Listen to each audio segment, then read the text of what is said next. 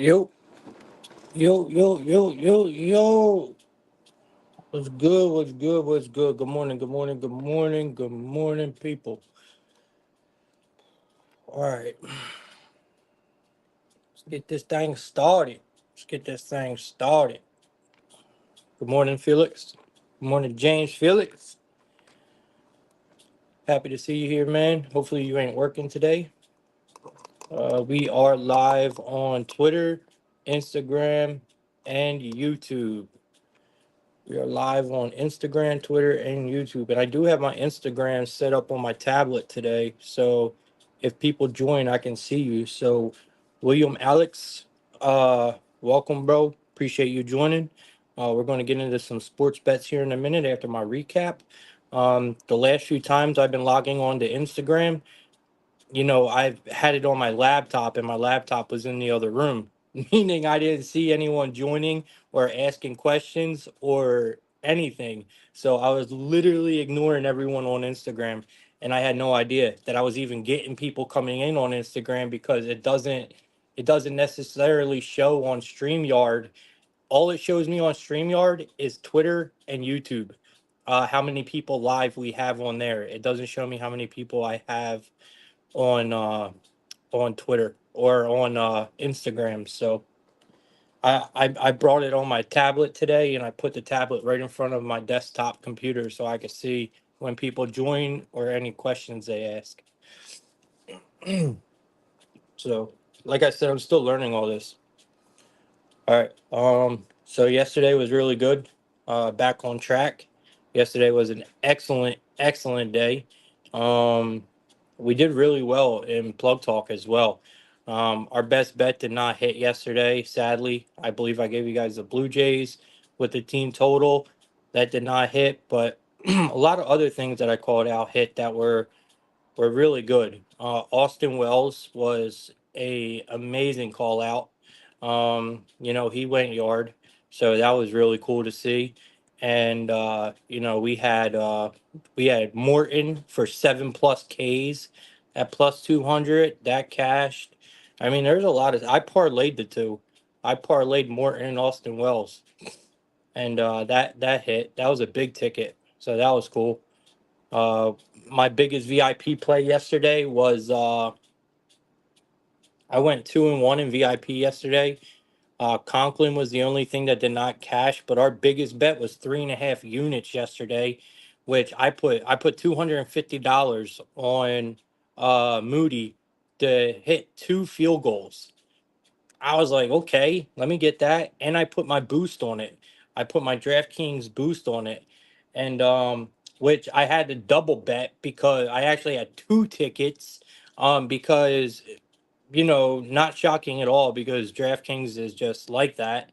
But I wasn't allowed to put more than $50 on on the boost. So yeah, go figure. So I had to make 2 tickets on that one, but I added my boost on the one, and it was nice, man. It was nice. It was a really good day. Hopefully you guys had a good day. Jeremy, welcome. We're about to get to the bets here in a second, bro. So yeah, yesterday was a really good day for me. Looking to bounce back. Obviously, we just come in here and talk about, our day just so we know where we're at. It's not to brag or anything like that. It's just to let you guys know where I'm at. You want to know if if your capper is hot or not, right? So that's why I do it, man, just for recap purposes. But it was a good day. So we got MLB today and we got WNBA. So I'm going to cover both of those and we'll see how it goes. All right. So first game we got today, we're going to hop right into the MLB. See here. Looks like they're starting us off with the Rockies and the Detroit Tigers.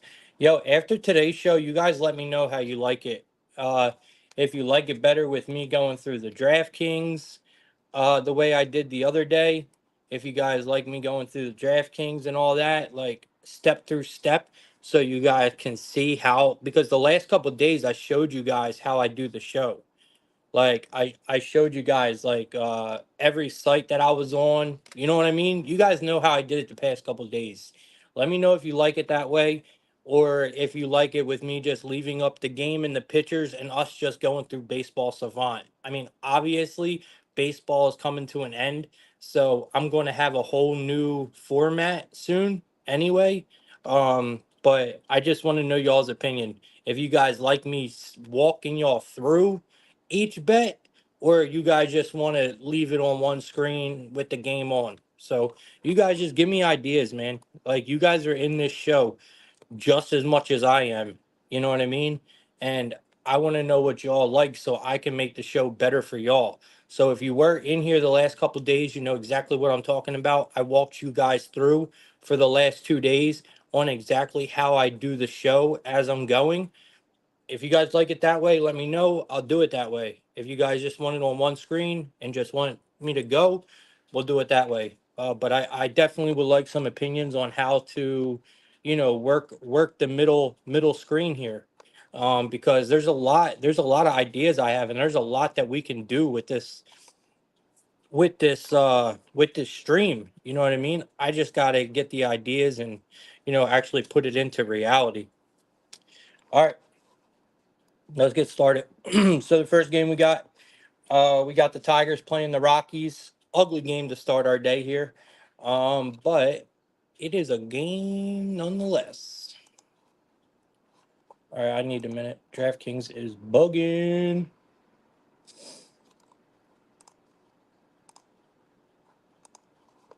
Okay, here we go.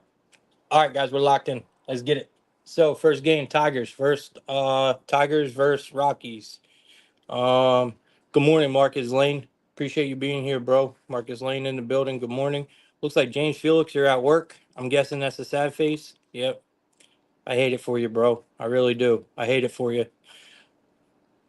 But it's all right, man. Got to get that money, bro. All right, so we got the Rockies versus Tigers. We got the Rockies at a plus 154. We got the Tigers at a minus 185. Jesus Christ. Tigers are like that? We got a total of 8.5. Looks like it is favored to the over slightly at a minus 112. We got Blaylock. So we got Blaylock coming out today. And we got Monterio coming out for the Tigers, huh? So I got to admit, I do like the Tigers here. This ain't my favorite game on the board. I think there's a much better value on the board moving later into the day. But right here, I don't see much value on this game. There ain't really too many ways to bet this unless you're going to take the Tigers on the run line at the minus 1.5. That's where I would go in this one. I mean, the Rockies are still under 500 on the road by almost 30 games. Yeah, guys. Like they are under 500 by almost 30 games on the road. But lately, to be fair with the Rockies, lately they have been competitive. I mean, they won their last two series, I think, on the road. But still, Blaylock is not a great option in my opinion. He has really struggled, and if you look at his last two starts, the numbers are awful for him. I mean, his numbers are awful in the last two starts. He has gave up. So his last two starts, right, were let me see here. They were 9 innings, right? He went 9 innings. He gave up 7 walks.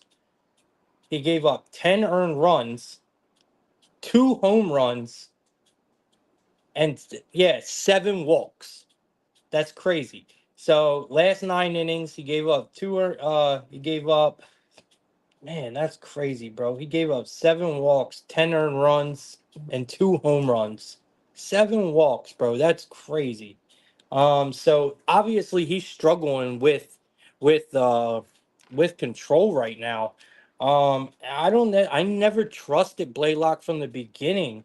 Um, and now you put them on the road, they don't score much neither, the Rockies. Even in the series they won, guys, if you look at their games, even in the games they played well in, the Rockies haven't scored more than like 4 runs on the road. Like they just don't put up a lot of runs. So maybe the under might be the safer play here. But like I said, this is just an ugly game. I honestly think it's the Tigers minus the 1.5 here at the plus money. Um, it just I have no hope for the Rockies on the road, and I just think there's much better options on the board than this game to start us off. I mean, we'll look and say neither pitcher has played each other or played the opposing lineups, so both pitchers are coming in with a slight advantage. That obviously means we're not going to have anything to go off of when it comes to looking at batting stats. I mean, this is just a game that I just don't think we should touch, honestly. But like I said, if you wanted to, it would either be Tigers as a parlay piece, which I don't recommend, or you just straight bet the run line or take the under. I mean, that's just as as much as I will go here. Very tough game to start our day. All right, next game we got. It looks like it's going to be the looks like we got the Tampa Bay Rays taking on the Phillies. This actually looks like a pretty good one here. So in this one, we got the Phillies coming in at a plus 140. I mean, the Rays coming in at a plus 145. We got the Phillies at a minus 175 here. We got a total of 1 7, or we got a total of 7. Man, I can't talk today. We got a total of 7.5. It's highly favored to the under at a minus 120. We got Taj Bradley coming out for the Rays, and it looks like we got Ranger Suarez coming out for the Phillies here. This is a pretty tough one too. I mean, I like the Phillies here a lot. I think the Phillies are definitely the play. It's just how do we attack them, right? I mean, I don't mind taking the run line at a plus 124. I think they get it done. I mean, the Rays have been struggling versus left-handed pitching, man. They really have been. And we just seen Suarez bounce back in his last game, y'all. Like, so Suarez might be getting back on track. I mean, he's at home where he does his best work. We're at Citizen Bank Park. He does his, he has decent K work, and that's like he does give up a lot of sharp contact. But like I said, the the Rays are just not the Rays are just not hitting left-handed pitching right now. And if we're talking about sharp contact, I mean Taj Bradley is even worse. I mean he gives up more sharp contact than a lot of pitchers in the league. He gives up a lot of home runs. He puts a lot of runners on base, and that's pretty dangerous when you're going up against a Phillies team like this. So I think Taj Bradley could be in a little bit of trouble here. Taj Bradley has an ERA over 4 on the road. um, like I said, I like what I seen from Suarez in his last game. He bounced back. Suarez does his best work at home, and it's a very small sample size here. 14 plate appearances, but his numbers are good. Against the one time or two times that he's seen the Rays, he's done a really good job. He has a 21.4 K percent, so his numbers look really good here against the Rays. But like I said, very small sample size. We won't take too much context into that, but I will take context into what I've seen in his last start, and he did look really good. So, and we just like to fade these Rays pitchers on the road, plain and simple. I tell you guys all the time. Away from home, this Rays rotation is not that great at all. You put them in home, and you could start looking at them a little bit, but the Rays just aren't hitting left-handed pitching. Suarez looks like he's coming back into form a little bit. The Phillies bats have been pretty decent against right-handed pitching lately. They're actually hitting right-handed pitching pretty well. So give me the Phillies here minus the 1.5. And it's kind of hard not to look at Schwarber or one of them guys. Maybe Harper even. We haven't heard much from Harper in a while, but who knows? He's at home. You know what? Matter of fact, stay away from Harper. We're not going to mess with Harper, man. He's been so hit or miss, guys. It's hard to even consider Harper. Maybe look at like Castellanos or one of them guys here, right? Because it's just very hard to look at Harper for anything. All right. See what else we got for today. Next game we got on the betting board is going to be the Marlins and the Pirates. We got the Marlins and the Pirates. Looks like, let me see here. All right, so we're getting the Marlins at a plus 130. Looks like the Pirates are coming in at a minus 155, huh? Pirates at a minus 155. Looks like the Marlins are bringing out Aller today, which I'm not in love with. We got Cameron Modzinski. I don't know how to say his name. Mazinki. I don't know. Coming out for the Pirates. We got a total of 8.5 here. It's highly favored to the over. That's probably exactly what I would look at in this game, guys. No lie.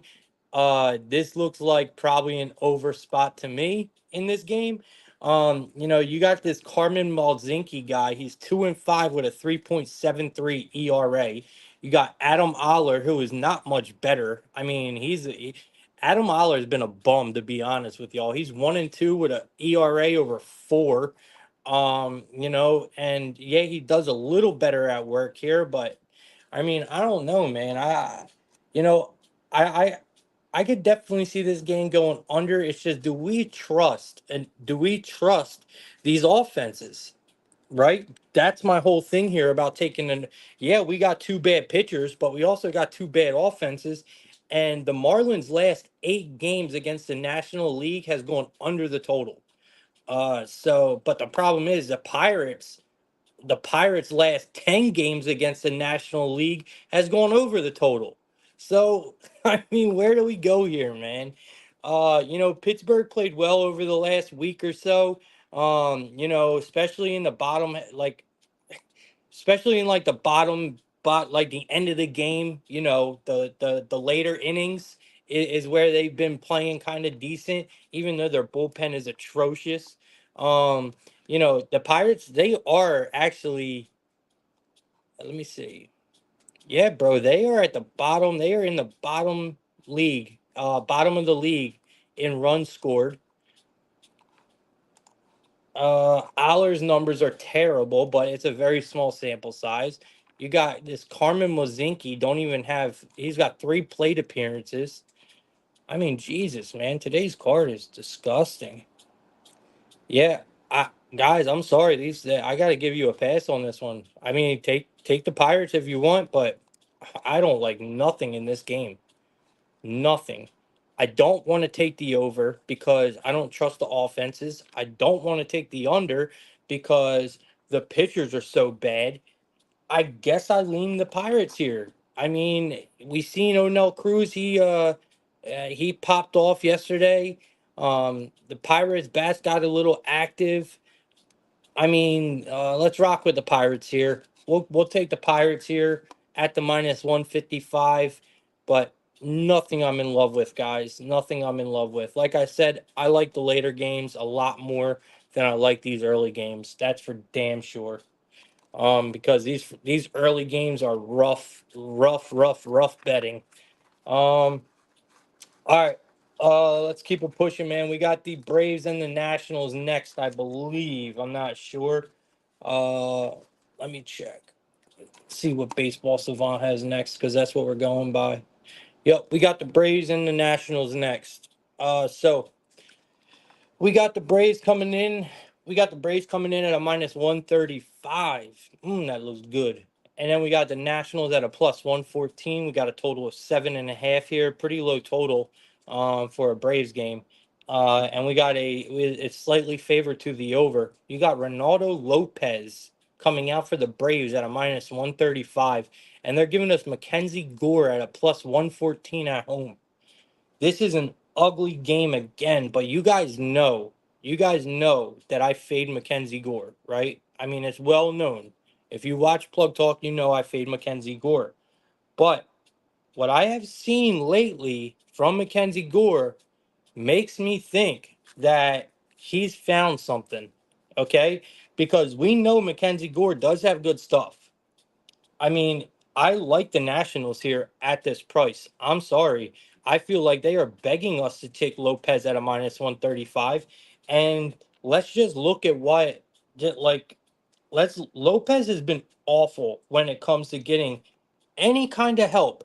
Lopez himself is not bad, but it's the Braves. The Braves do not back Lopez up, especially recently. He has gotten zero run support from the Braves lately. Zero.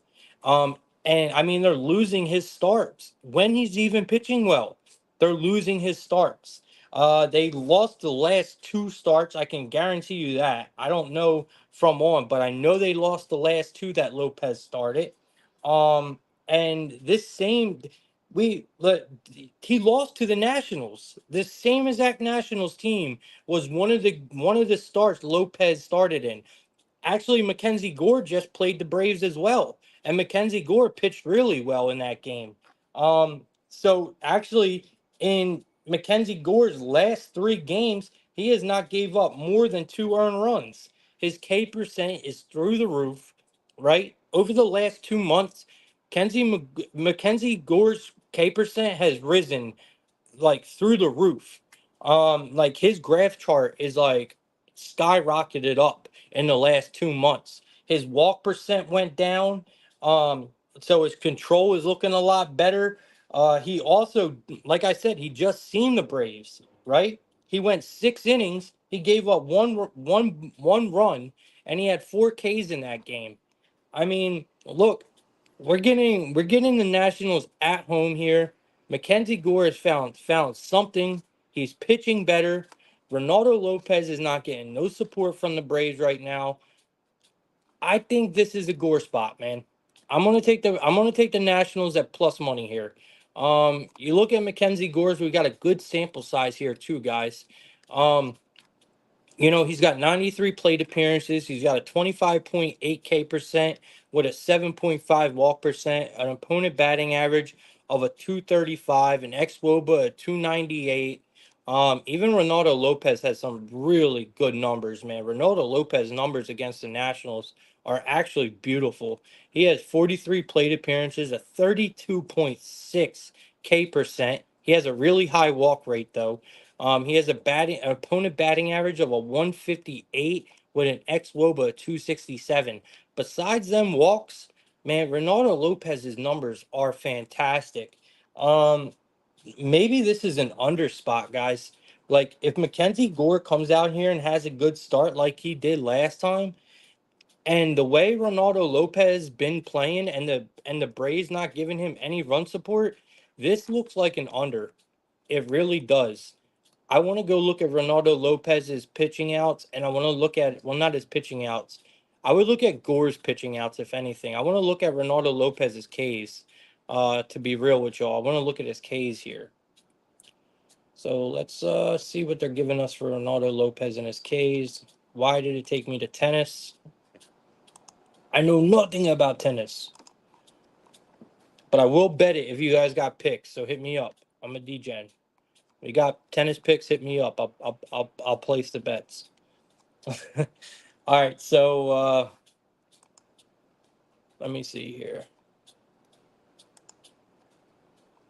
All right, so Ronaldo Lopez over 5.5 at a minus 125.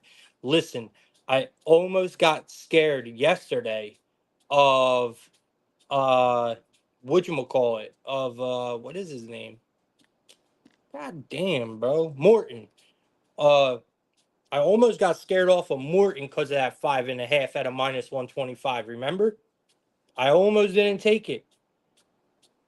Let's take Ronaldo Lopez today at a 5.5 at a minus 125. Let's do it. I still don't mean I don't like the Nats still. I still like the Nationals at plus money. We see it all the time, guys. All right? Pitchers come out here and they'll get 7 Ks, but they'll get hit the fuck up. We see it all the time. So don't get it twisted. I still like the Nationals here, but we're going big Ronaldo Lopez here, over 5.5 at a minus 125. I'm sorry. I tell you guys all the time, if you pay attention to the middle here real quick, when you're looking at baseball savant and you see something like this, when you see uh the plate appearances over 28, I really like them when they're in the 30s and above. So he's at 43%. He has over a 28. He has a 32.5 K percent, right? With a really low batting average with a really good xWOBA. I'm telling you, that's normally a clear sign of strikeouts. Like on God, that is a clear sign of him getting strikeouts. I mean, this is how I go off of some of my ladders, like yesterday with Morton. I mean, I have numerous call outs on pitchers with strikeouts. That's how I do it right there. You just got to know what to look at, and it has to match up. Meaning, the opponent's lineup has to match up with it as well. You can't go ahead and look at Ronaldo Lopez against this Nationals roster if the Nationals are not striking out at the moment, right? So there's a lot more that goes into it. Luckily for us, that the Nationals roster is not doing that great against righties right now. They're not terrific. They're not bad, but they're not, they're not great neither. So, and we know Lopez is a strikeout pitcher. So I definitely like Lopez's K's in this situation, especially at a 5.5. So that's exactly where we're going, man. Mees, good morning, man. Good morning. Oh, good shit, bro. You cashed Moody with me yesterday? Good shit, bro. I'm glad someone did, man. Yeah, that was my favorite play yesterday. It just took me a minute to actually pull the trigger on it, Mies. But when I did, man. Because I wanted to know, we took a bad hit we took a bad hit on Sunday, right? So I was trying to figure out if I was going to pull the trigger on it or not, and I ended up pulling the trigger on it pretty heavy. So I'm glad I did, man, because he had like he had like 6 field goals in that game. It was beautiful. It was beautiful. All right, so yeah, guys, it's Nationals for me on the money line, and I'm actually going to bet. Personally, it's going to be a personal bet for me, not VIP.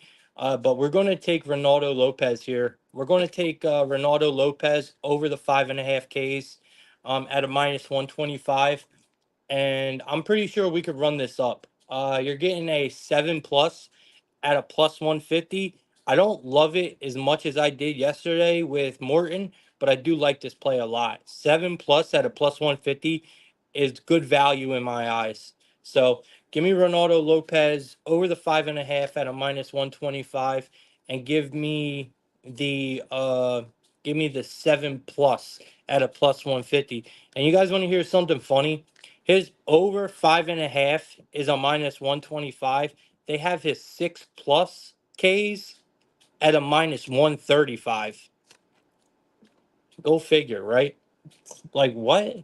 So you're getting the over 5.5 at a -125, but you're going to try to charge me for the 6+ at a -135? Like what is that? And then the 7+ is at a +150. In my opinion, with the 6+ being at a -135, the 7+ should be a little higher, in my opinion, but it is what it is.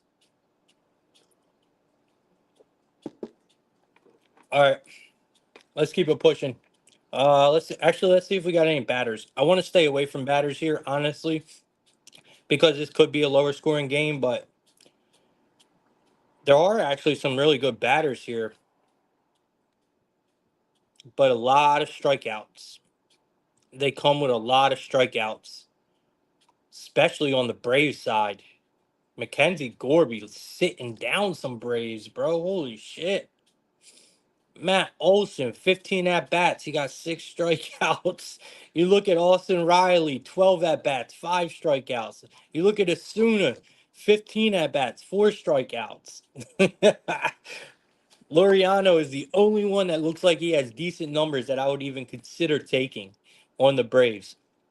Yeah, we're going to stay away from batters in this one and stick with our pitching props. Let's go with Lopez over the 5.5 Ks here. It wouldn't surprise me if Gore got his Ks neither, because like I said, Gore, he's been on point lately, guys. So I do like the under in this game. Under in Braves and Nationals. I like the Nationals plus money here on the money line, but I like Ronaldo Lopez over the 5.5 Ks, and I think we could take it up to 7+ again today.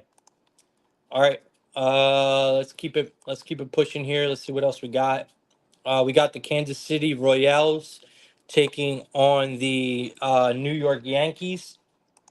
It looks like we got the New York Yankees coming in at a minus 148 at home here. You got the Royals at a plus 124. We got a total of 8.5, highly favored to the over at a minus 118. You got Marcus Stroman taking the mound for the Yankees, and you got the Royals bringing out Seth Lugo. Like, Lugo has really been tested lately, y'all. Like, I was looking at his schedule last night. Bro, this boy has been through the ringer and he is holding strong, bro. Like, I mean, seriously, he is not broke. Like, Lugo has not broke yet. Um, he actually has looked amazing, to be quite fair. I mean, Lugo has been like on point. So his last few starts been versus all division leaders, all division leading teams. Uh, he got the Guardians, the Astros, and now the Yankees. Like, what? And he has held strong in all of them starts, you know? And honestly, we've already seen Lugo against the Yankees this year. We already seen Lugo versus the Yankees this year. He went 7 innings, a 4-run ball. But what is really impressive about that, and why Lugo does so well against these powerhouse lineups, is because his ground ball to fly ball ratio, right? Meaning meaning he keeps the ball on the ground, right? That's basically what that means. When you're facing a powerhouse lineup like the Yankees, like the Astros, you know what I mean? If you keep the ball on the ground, what does that mean? That means you keep the ball in the park. You know what I mean? You're not giving up 3-run home runs and shit. And that's why Lugo is so good against these good ass teams, because he has one of the best ground ball to fly ball ratios in the entire MLB. And that's why Lugo is so successful against these teams. And I think he's going to be again tonight. I mean, we're getting a plus 124 with Lugo here. I got to take it. I really like the Royals here. I think we take them early. Maybe the Royals in the first five. I think that's where the Yankees are going to struggle at. And let's just be fair. Stroman has been awful. Stroman is not really a good option here. I think that's why you're getting the Yankees at such a cheap number. Um, I really like I really like the Royals in this spot, guys. I think it's a good spot for them. Lugo has been holding strong. Like I said, he is going through the gauntlet in his last few starts. Now he has to go into the Bronx and see the Yankees. I think he does good, man. I think he sticks to the script here. He continues to keep the ball on the ground, and you keep the ball on the ground, you keep the ball in the park. You have a lot better chance of beating these powerhouse teams that way, because they're not hitting the big home runs that usually win them the games. So I like Lugo in this start. I'm not necessarily crazy about his Ks or nothing like that. I just think he gets the job done. He comes in here, does what he has to do, log his innings, and keep the Royals in the game. And hopefully the offense comes and backs him up, right? That's all we can hope for. I'm pretty sure they will. I'm pretty sure they will. The Royals have not looked terrible. The Royals have not looked terrible against right-handed pitching. You look at Lugo's numbers against the Yankees; they're not great. But again, Lugo is just in much better form, than what these numbers project right here. And that's just how I feel. Stroman, his numbers are absolutely terrible against Kansas City, and he's doing terrible already. So I take more context into this than I do against Lugo's here. You know. Um, yeah, man. I like the Royals here first five. Give me the plus half a run here. I think it's the way to go, guys. So we're getting the Royals at a we can get the Royals team total over 1.5 at a minus 140 in the first five. I love that. I didn't think we were gonna get it at that.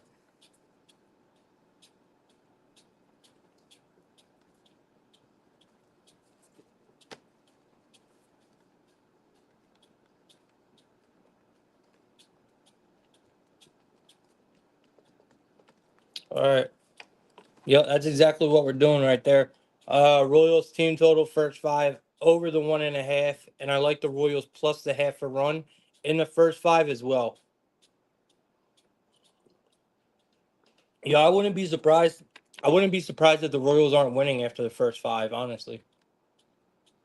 You get the half a run with the Royals at a minus 120. That's not bad. Not bad at all. See if we got any hitters in this one. Oh, yeah. Okay, and they lighten up.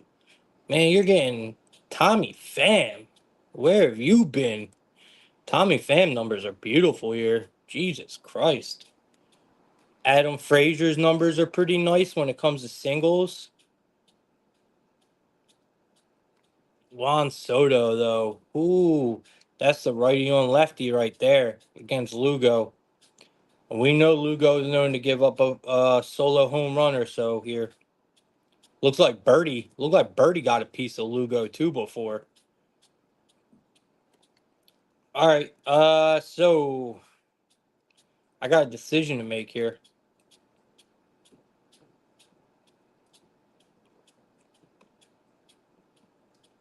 I like the lefty on righty.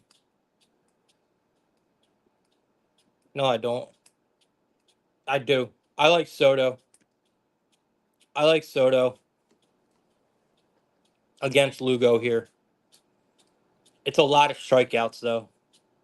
Very tough. I'll stick with Soto in this one. Tommy Pham is not a bad option. Maybe Tommy Pham. Maybe Tommy Pham hits, runs, RBIs, guys, is probably not a bad option in this one. But I think Soto for a bomb is probably nice. Soto's home run is probably nice in this one. Maybe mix it with like a. Yo, did I give out Salvi yesterday? Did I say Salvi was going to hit a home run yesterday? I know I said Austin Wells, but I swore I said Salvi as well. All right. Soto's at a plus 185 for an RBI. But where is Pham? Why am I not getting any Pham props? I know he's playing. I just seen him at bat.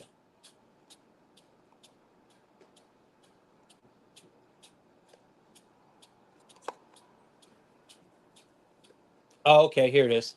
Tommy Pham minus damn. Over 1.5 hits, runs, RBIs at a minus 150. Bro, that tells me a lot there. Salvi Perez, over 1.5 hits, runs, RBIs, minus 150. What? MJ Melendez, over 1.5, minus 135. Bro, that's crazy. They have these Royals batters priced so high right now. And the crazy thing is, all these Yankees batters, their hits, runs, RBIs are all plus money. You got Volpe over 1.5 plus 105. Anthony Rizzo over 1.5 plus 120. You got Torres is actually pretty up there. But again, Jazz Chisholm over 1.5 plus 115. I mean, all these batters on the that tells you a lot, man. I like the Royals a lot, man. I think the Royals are going to win this game. All right, we're going to stick with Soto for a home run, and we're going to take Tommy Pham for hits, runs, RBIs in this game. And we're going to take the Royals team total over 1.5 in the first 5. That's where I'm at for this one. Bobby Witt, Bobby Witt. Prolific likes Bobby Witt. And he says, Seth. Yeah, I like Seth Lugo, bro. He's a monster. He's a monster. All right, Prince Jazz. Good morning, man. Good afternoon. Good afternoon. Appreciate you being here, bro.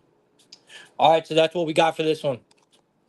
Royals first 5 team total. We're going to take Soto for a bomb, and then we're going to take Tommy Pham over his hits, runs, and RBIs. All right, let's see what we got next. We got the New York Mets. We got the Mets taking on the Blue Jays. All right, so looks like we got the Mets coming in at a Minus 130, we got the Blue Jays at a plus 110. We got a total of 8 here. It's favored to the under at a minus 112. You got David Peterson taking the mound for the New York Mets. And then you got Chris Bassett coming out for the Blue Jays. When I seen that they moved Bassett to this game, I was pissed. So pissed, bro. Because I thought we had whatchamacallit coming out today. What is boy's name? Damn, who they have coming out for the Blue Jays? It's the new pitcher that's been absolutely dealing for these motherfuckers. Man, I can't remember who it was, but I thought he was coming out. I thought we had a really, really solid pitching matchup in this game. Um, but obviously, guys, Peterson gets the advantage here. I'm sorry. Peterson has been, I mean, in my opinion, Peterson could be at the top of the list, bro, of pitchers in the MLB right now. That's how fucking good he's been.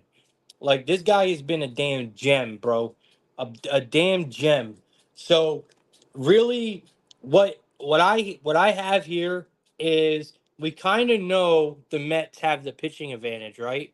The Mets have the pitching advantage in this game. Don't get me wrong; it ain't like Bassett been trash, but he's not great in my opinion.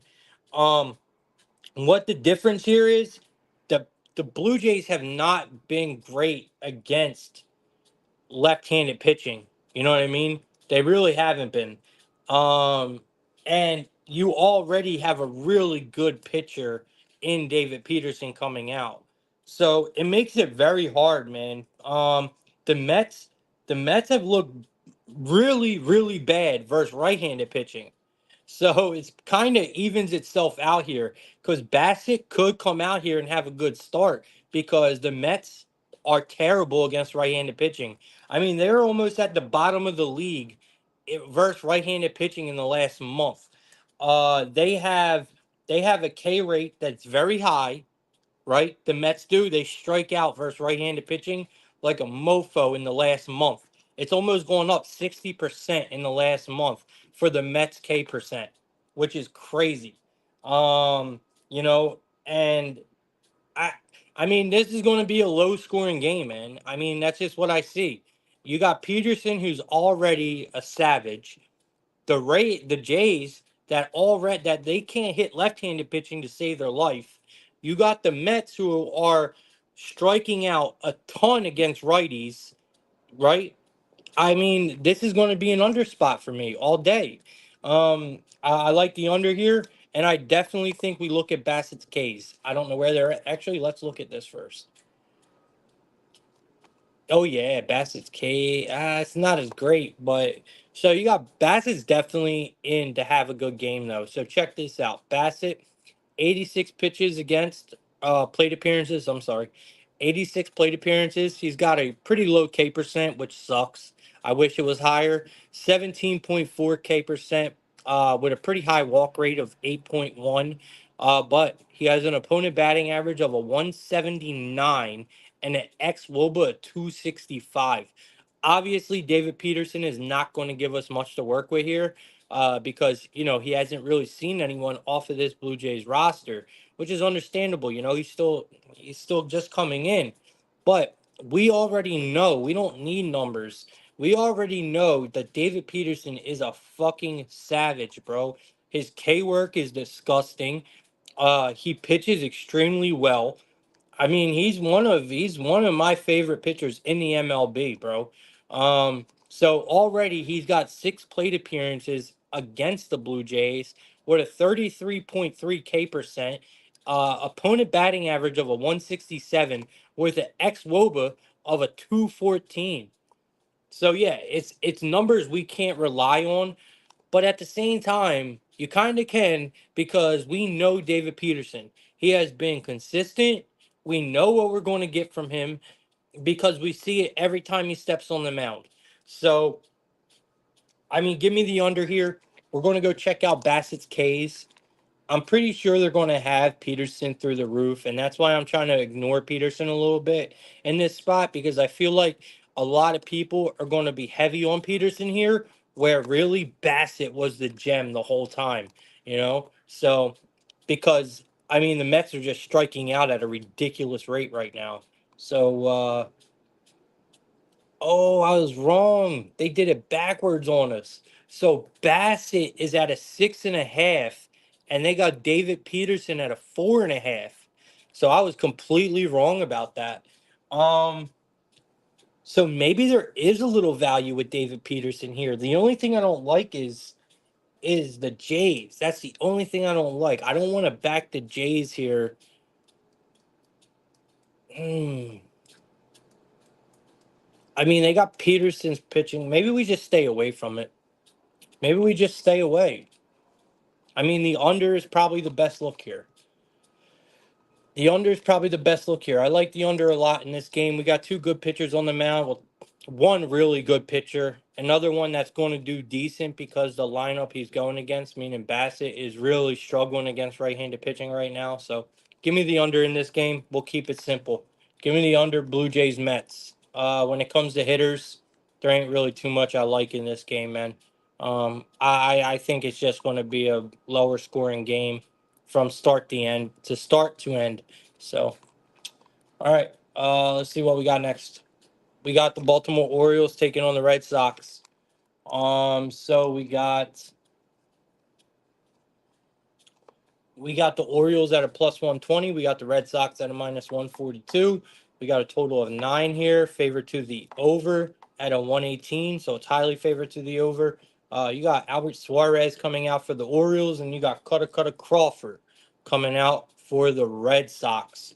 So they give us a pretty high total here at 9 in Fenway. It's favored to the over. I mean, that's exactly where we go, and we just stick to player props in this one. I mean, you got this game screams over. I mean, it screams over. I don't trust either pitcher in Fenway, right? Like, how can you trust either of these pitchers in Fenway? Um, we just seen Suarez, bro. Suarez just got absolutely rocked by the White Sox. I don't know if you guys remember that, but he just got absolutely ripped by the White Sox in his last start. Now you're walking into Fenway versus a Red Sox lineup. Good luck, bro. Good fucking luck. Then we got Cutter, right? Then we got Cutter, who has been really struggled with sharp contact. I mean, he gives up a lot of home runs. He gives up a lot of sharp contact. He can't be trusted in Fenway, period. So I like the over here. I like the over in this one. I know it's probably going to be a real public play, but there ain't too much else to go in this one unless you stick to your player props, which is probably a good idea in this game, right? You could probably, I mean, we could probably take the house in this one. Um, I do like Santander. I think he went yard yesterday, which is a good sign, right? Because this is a batter. It's either he's hot or he's cold. So he just hit his first home run yesterday that he hasn't hit one in a while, and he just hit one yesterday. So I'm looking for him to start following up with that home run. So give me Santander today. He has pretty nice numbers here against Crawford. He has 11 at bats, 4 hits, 3 singles, 1 home run, only 2 strikeouts, and he's got a 636 slugging in this one. So I do like Santander today. I mean, there's a couple other guys here we could look at. I mean, Rushman looks awesome. Adley Rushman, I know he's been quiet, but Adley Rushman's numbers are fantastic. It's just they come with a lot of strikeouts. So he has 10 at bats, and 5 of them at bats were strikeouts. So he's striking out at a 50% clip, but 2 of them were home runs. So I mean, he's slugging 900. So Adley Rushman could get a piece of it and send that thing, man. But I don't know if you guys want to risk it. Um, who do we got for the Red Sox, man? Ain't too many people popping up for the Red Sox. I mean, Cassis is. Cassis is the only one that's really catching my eye here. It's a lefty on righty, but he only got 2 singles. He only got 2 singles. It's not a great look on the Red Sox here. So I would stick to, if you guys been paying attention to the Red Sox, I haven't, but if you have been, And whoever's been hitting well for the Red Sox, that's who I would go with here because I do think the Red Sox are going to put up runs today. But Santander is going to be my go in this one, and I like the over 8.5 in this game. So that's where I'm at for this one, y'all.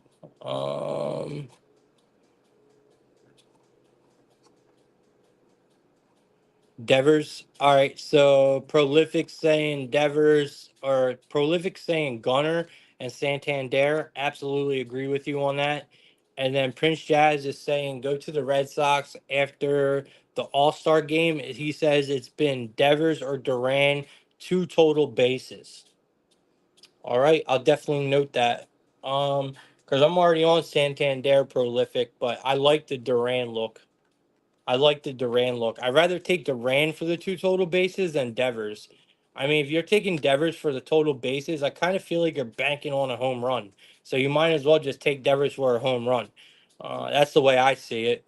Duran, I think you have a much better chance of Duran either putting together 2 hits or a double or a triple and possibly a home run than Devers, in my opinion. I think there's more ways for Duran to cash the total bases than Devers, in my opinion. But I do like that look, Prince Jazz. All right, let's keep it pushing. Let's see what we got next. We got the Angels and the Twins next. So we got the Angels and the Twins here. It looks like the Angels are coming in at a plus 205. Looks like the Twins are at a minus 250 here.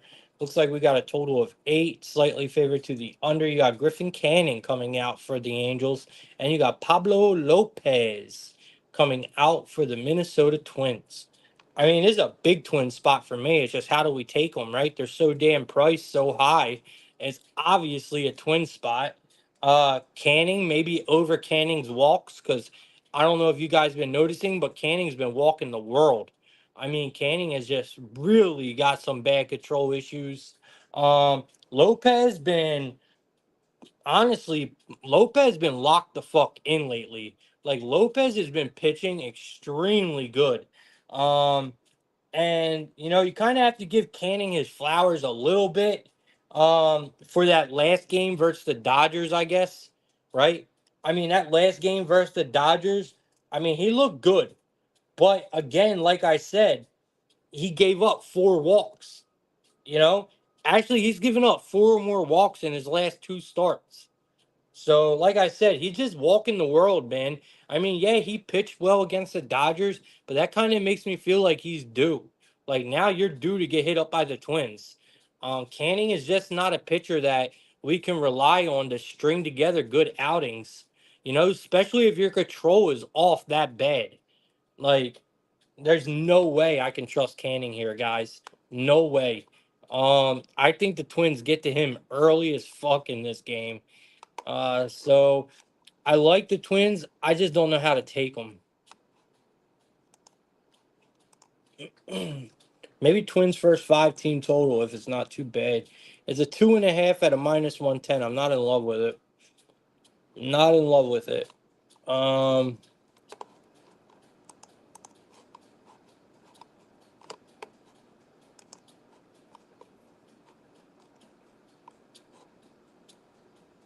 and they got Pablo Lopez, y'all, over 7.5 Ks. Jesus Christ. Canning's hits allowed. Canning's walks, man, they ain't letting us live, my guys. Canning over 2.5 walks is at plus 105. All right, I'm just gonna leave it at Twins money line as a parlay piece. I mean, I don't know where else to go here, y'all. So I'm not in love with it, but not in love with it. Maybe look at some Twins batters here, maybe, right? We could always look at some Twins batters. We're not going to get much. Actually, Angels batters are popping up like a mofo against Lopez. Damn, Lopez be getting rocked by the Angels? Who knew? And their strikeouts are low in here. Like, Rendon's numbers are fucking beautiful. So Rendon, it's a righty on righty, but he's got 9 at-bats, 3 hits, 1 single, 2 home runs, only 1 strikeout. He's slugging 1,000 against Lopez. Anthony Rendon is a really good look today. I like that look, man. And there's a couple more too. Mm. Damn, that kind of makes me question this a little bit. All right, I'm gonna stay away, but I like Rendon today for the Angels. Just be careful with this game. If you guys do absolutely have the urge to bet this game today, just be careful with it. It's very, very tricky. All right, let's see what we got next. We got the Cleveland Guardians versus the Chicago White Sox. So we got another very expensive price here. We got the Guardians at a minus 238, where we got the White Sox at home at a plus 195. We got a total of 8 here, favored to the over. We got Ben Lively coming out for the Guardians, and we got Jonathan Cannon coming out for the White Sox. Cannon been not bad overall. I mean, if we're being real about it, Cannon has not been bad overall. He does his best work at home. He just had a great start in his last game versus the Orioles. He went 5 innings of 1 run ball. Uh, you know, and the White Sox absolutely dominated the Orioles in that game. It was a blowout, right? That was Cannon. That was Cannon's start. I mean, he went pretty deep into that game. He only gave up 1 run. I mean, hey, I don't know, man. And we know he does his best work at home. And now he gets the Guards, a team who has, in my opinion, one of the more inconsistent lineups in the league. The only thing I'm worried about is the Guardians bullpen here. You know? I mean, don't get me wrong, Lively has been good, but like I don't think Lively is like the end all be all. You know what I mean? Like Lively is definitely capable of getting hit here. I don't know, man. This might be the one. I mean, we got a couple really big favorites on the board tonight, guys, and they're not all going to win. You know, like we got the Guardians as a huge favorite, the Twins as a huge favorite. Who else? Is that it so far? I think the Tigers are a pretty big favorite. I mean, I'm telling you, one of these guys are going to lose, and so far, in my opinion, is this one. I think the Guardians could possibly lose this game. The only thing that is saving the Guardians, in my opinion, is their bullpen. That's it. I think Lively can get touched here. Um, so maybe we go White Sox early. Let's go White Sox early, early. If you guys have DraftKings, we're going to go to the first 3. Let's see what we get here. So we're getting the White Sox in the first 3 innings. You're getting over their half a run at a minus 130 for a team total. We'll stay away from that. But we are getting the White Sox in the first 3 plus a half a run at a minus 125. I love it. So I like that one a lot. White Sox plus half a run at a minus 125 in the first 3 innings. I love that.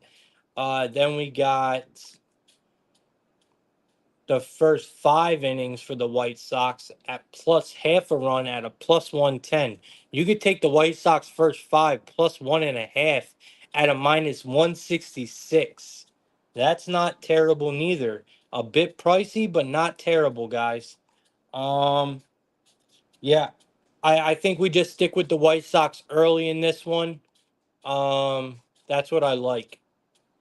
I don't think Lively is going to have that great of a start. I truly don't. Cannon has been pitching well lately. I think he keeps the White Sox in this game.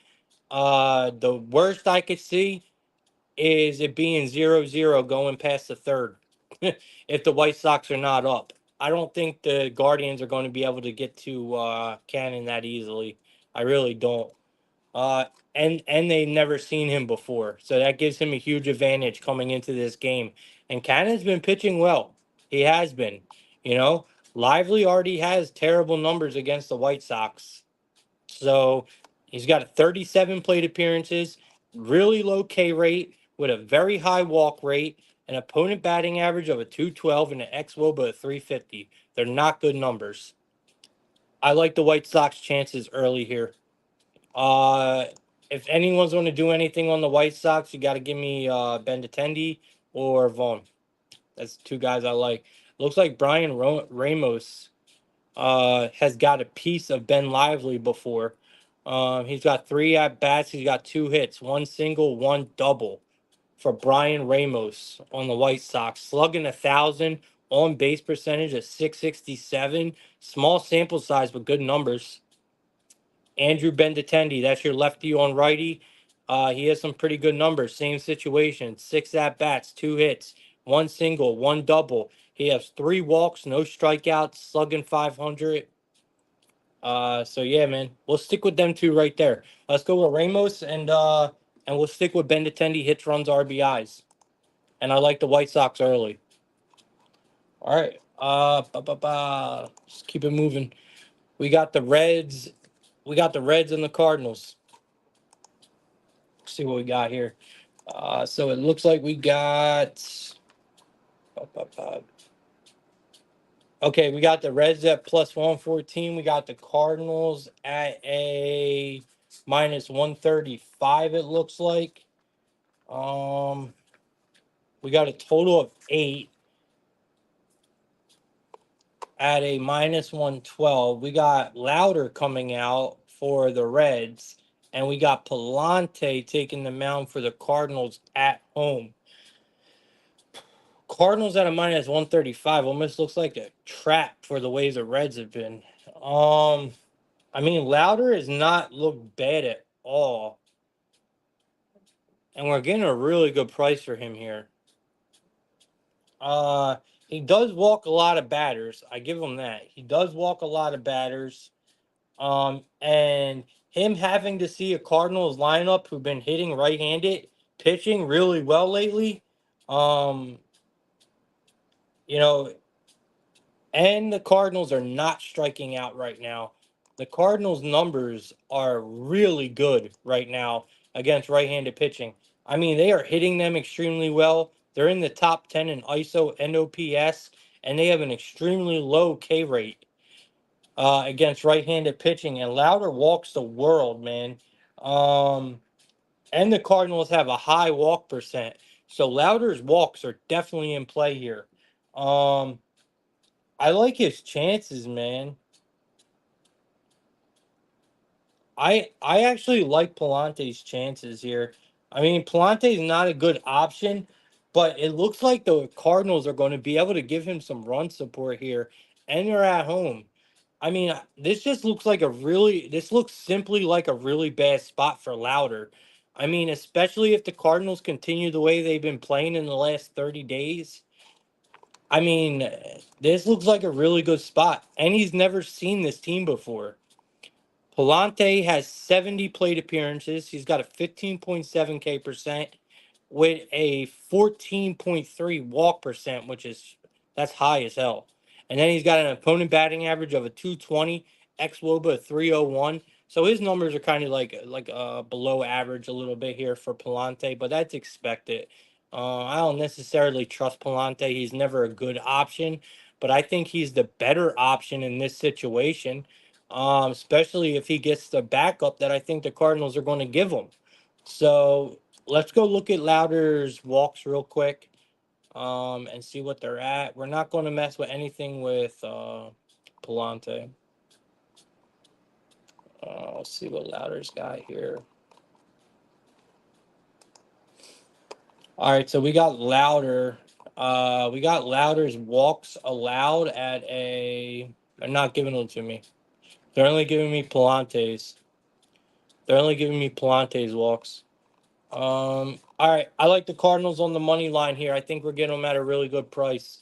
Uh, Even though it looks like the Reds hit Palante pretty well here. There's a lot of Reds popping up on my book. right here. But so let's look at a couple of batters. You got actually they're not that good in numbers. They're really not. We're not going to get anything for the Cardinals because they haven't never seen them before. So we're not going to get anything from the Cardinals. Um, Fraley's numbers are bad.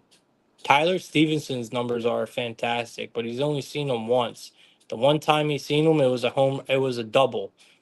So maybe Tyler Stevenson for total bases, but that's it. Other than that, I'm sticking with the Cardinals here on the money line. I think they get it done.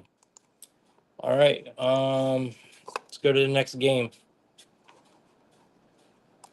Looks like the next game we got are the A's and the Astros. So we got the Oakland A's coming in at a plus 160. Jesus. So we got the A's at a plus 160 here. We got the Astros at a minus 192. Got a total of 8.5 here locked up on both sides at minus 110. You got Osvaldo Bido coming out for the Athletics, and you got Spencer Getty. Man, Spencer Getty got his shit clapped last time he stepped on the mound. I mean, it was disgusting work, man. And sure enough, the thing I hate the most, Mr. Osvaldo last start was out of the bullpen, right? So last time we seen Osvaldo on the plate or on the mound, he was making a bullpen appearance. So what do? Next start, you're starting. Like, bro, I hate that shit so much. I think Bido gets his ass rocked. Let's see here. So your last start was coming out of a bullpen game, right? So Bido's last start was out of the bullpen.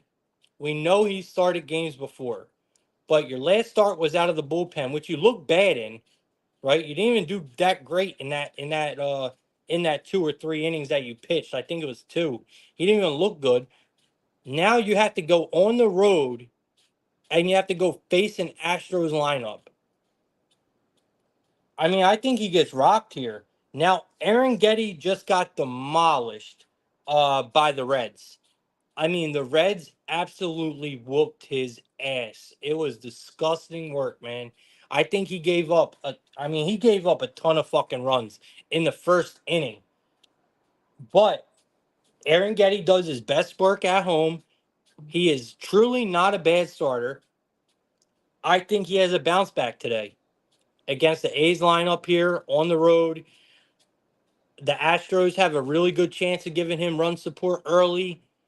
I'm looking for an Eric Getty bounce back today. I truly am. After taking that ass whooping from the Reds, I think he comes out here and he's all business. Bido is going to get rocked. So let's see what we can get Bido's earn runs at here. Because it's pretty expensive trying to take the Astros. I mean, the minus 1.5 is not bad, but in a situation like this, I would because we know the Athletics are feisty, man. You know, they they'll come and backdoor that shit in a second, and you'll lose a run line with the A's. So it's very hard to take a run line against the A's for me because they are such a good run line covering team. But I think this is either a team total spot for the Astros, or like I said, you just take Bido to get his ass hit up. So let's see what Bido's earned runs are at. I'll probably go there. Um, so you can get Bido at over 2.5 earned runs at a plus 120. I love it. I think he definitely gives that up. And then you can get the Astros team total.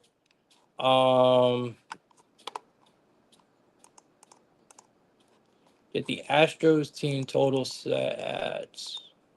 I don't know why it's not popping up, man.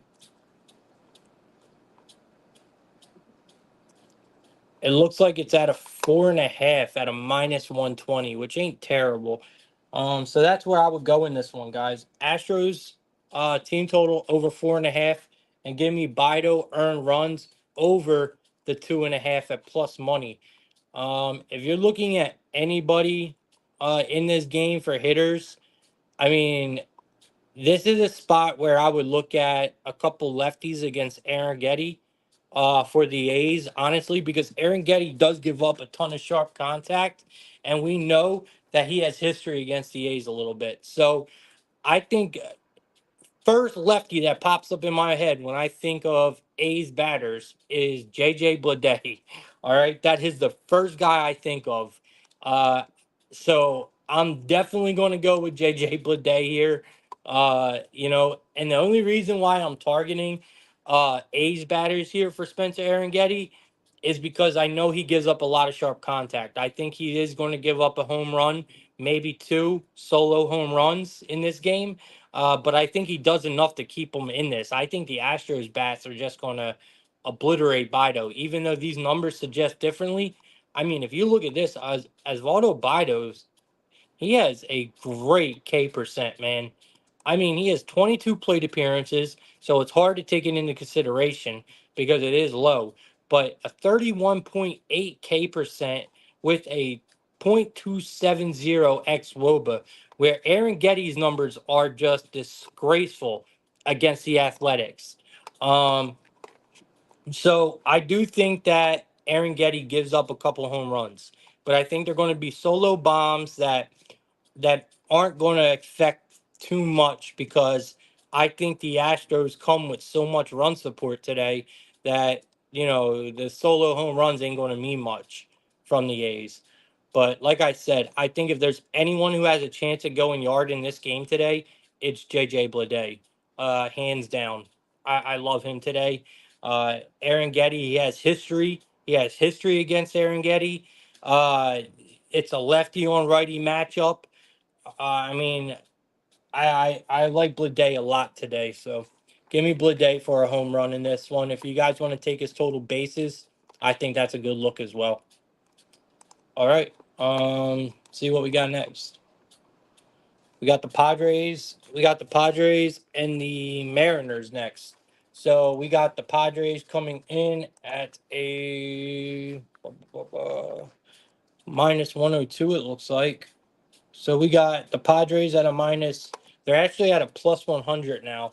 So Padres at even money here on the money line at plus 100 on the road.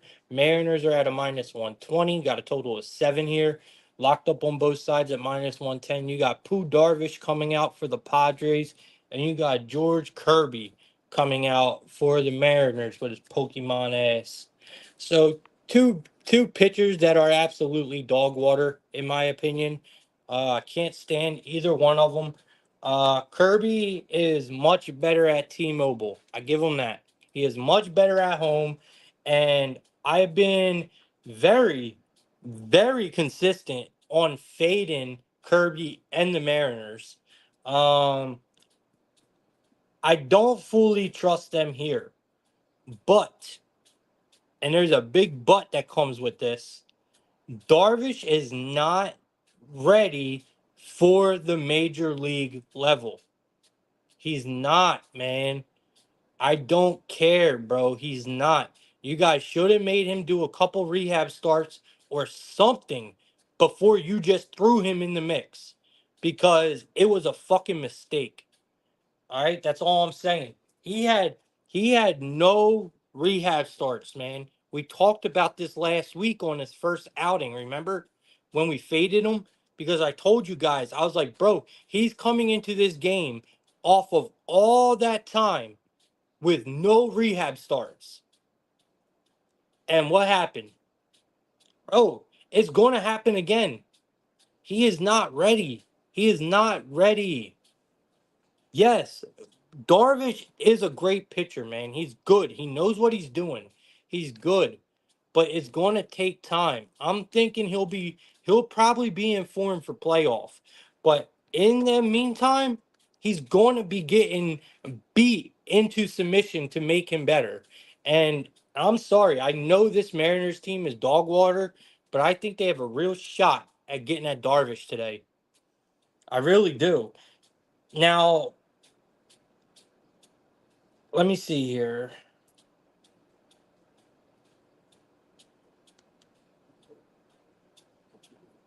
I'm trying to find his numbers for the last one.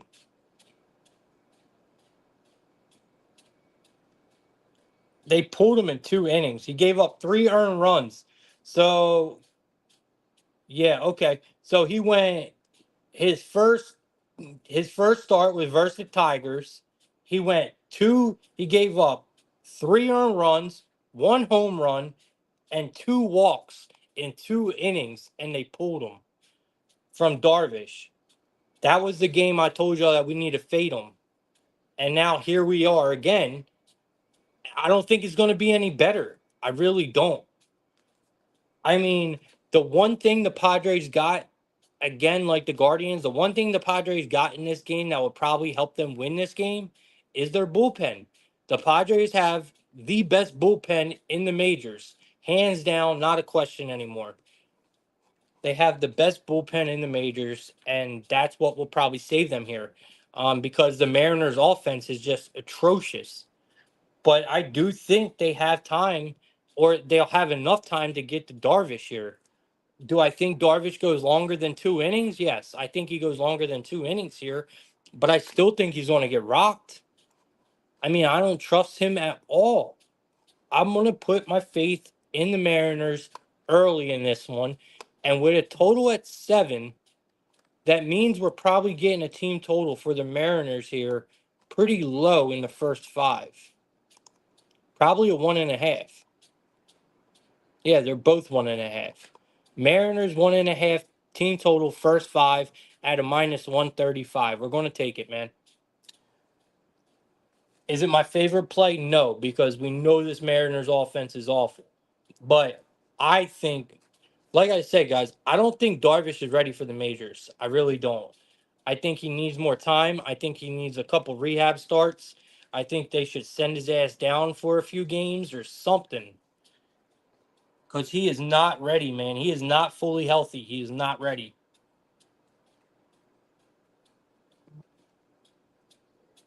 All right, so we're going to take the Mariners team total over the 1.5 at a -135 in this game. So I like Mariners first 5 here. And like I said, I don't think Darvish is ready. I mean, you're going to get a guy like Luke Raley come up, and he's going to take his ass yard. Like, he's going to take his ass yard, bro. Like, I'm not even kidding you. Matter of fact, give me that shit. Give me Luke. Give me Luke Raley over 1.5 total bases, and give me him to go yard. So let me look up his numbers.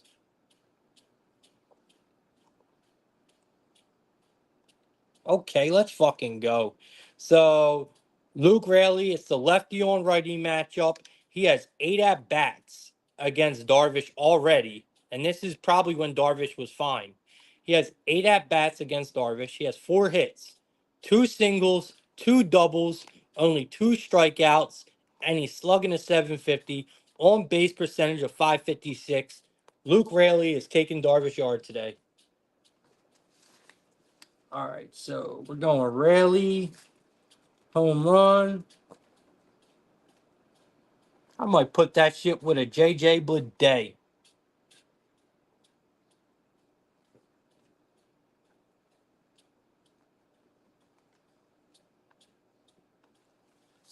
All right. Let's see what we got next. Uh, bu- bu- bu- we got the Texas Rangers taking on the Arizona Diamondbacks. So we got the Rangers. Damn, man, this was a big ass MLB card, y'all. Holy shit. All right, so we got the Rangers at a +150. We got the Diamondbacks at a -180. We got a total of 7.5 here. It's highly favored to the over at a -118. You got Nathan Eovaldi coming out for the Rangers, and you got Zach Gallen coming out for the Diamondbacks. I mean, Diamondbacks all day here. It's just how do we take them? Do we take the run line at a -1.5 at plus money?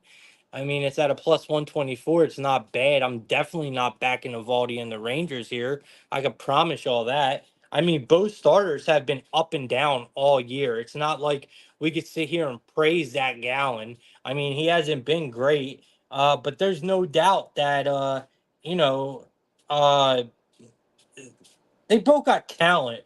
But the big difference to me in this game is just clearly the Diamondbacks offense, bro. I mean, it's no question. I mean, the Diamondbacks have one of the best offenses in the majors in the last 3 months. I mean, their offense is absolutely crucial. I mean, and Evaldi, he's definitely able to get hit up here. I mean, I don't get it. Where is this 7.5 coming from? What am I missing? Well, both these guys have really good fucking numbers. They both have almost identical numbers, man. Check this out. So you got Evaldi, 64 plate appearances, Zach Gallen, 83. They both have a 31.3 K percent. They both have an opponent batting average of about 230. You have both of them got an xWOBA. Well, Gallen's got a 254, where Nathan Evaldi has a 291. I mean, this is tough. They both have pretty decent pitching numbers here against the opposing lineups. But like I said, it's just the lineup difference to me, right? I got to give the edge to the Diamondbacks, but it doesn't look like the Rangers should be a plus 150 dog in this spot. It's not adding up. It's just not adding up.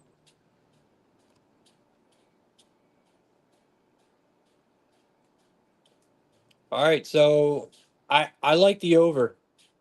I'm gonna stick to it. I'm not sure why we have such a low total. I get that these guys are both pitching well, but I think both pitchers are able to get touched. So you got to give me the over in this one. Um, I do like Marcus Simeon today against Gallen. It is a righty on righty. He don't have terrific numbers, but he's got good numbers. So give me Marcus Simeon today for his hits, runs, RBIs. We're not going to touch the home run. We're just going to take his hits, runs, RBIs. I'll take a chance with Duran on the Rangers against Gallen here. He's probably going to be the DH as well. So give me him for his total bases. And I don't know who else I want to take here. That's probably it for me in this one. I'm not crazy about it, man. The lines don't add up to what I'm seeing. That's all. And it's hard for me to get a judge on this one. So I'm probably going to stay away, but they are the two hitters I like. Give me Marcus Simeon in this one, and I like Duran as well.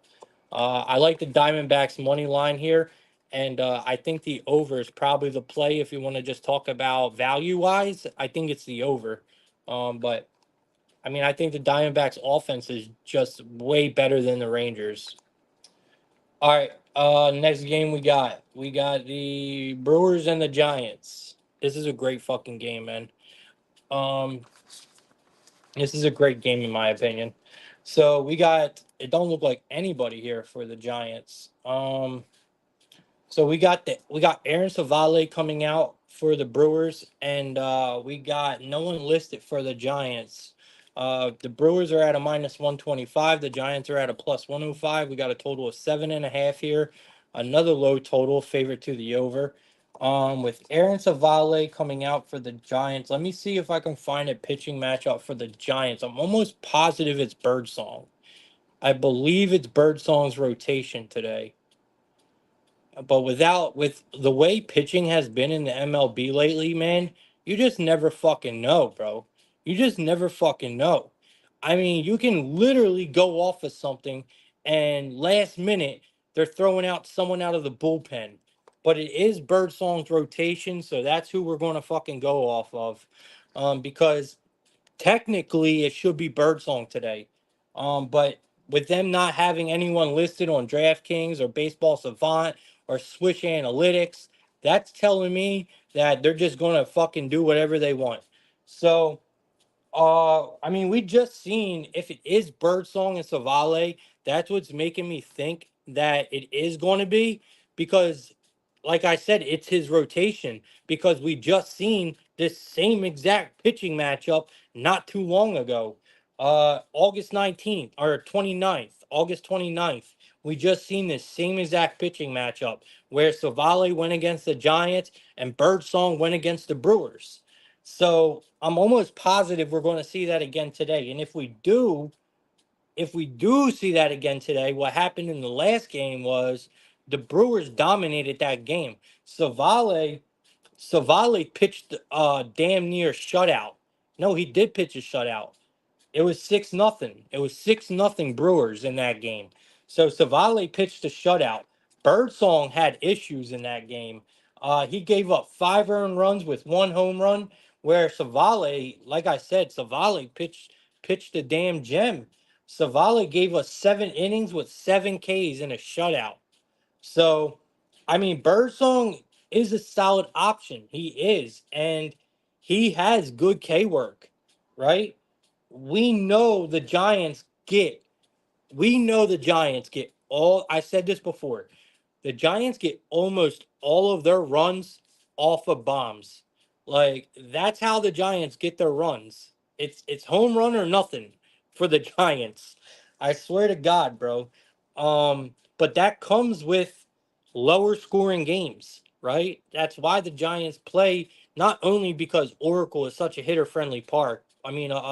Such a pitcher friendly park, but it's because the Giants' offense is seriously just a power lineup. It's either home run or nothing, and that causes lower scoring games. And that's exactly what I think we get here. I mean, let's say even if the Giants do not score 0 runs here, even if they do score a couple, I think Birdsong's going to have a lot better of a start than he did last time because they're at Oracle. So, and I know Savale's going to have a pretty good start. Savale's been solid.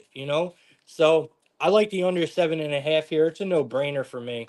I also think you got to look at the Giants for maybe a home run, something there, because like I said, the only way the Giants light up the scoreboard is if they can pull off a couple home runs. I mean, that's how the Giants get their runs. So maybe a guy like Fitzgerald might pop out here, or someone like that I would look at for the Giants. But other than that, I think this is going to be a lower scoring game, just a normal Oracle Park game. So yeah, we're going to stick with the under in this one. It should be a pretty easy cash here, I think. I mean, you look at Savale's numbers. I mean, they are fucking fantastic. 38 plate appearances. He got a 26.3 K percent, an opponent batting average of a 118 with a 214 x WOBA. I mean, his numbers against the Giants are fucking amazing. And he's going into a pitcher friendly park. So Savale's numbers are just fantastic, bro. It's almost hard not to look at Savale here.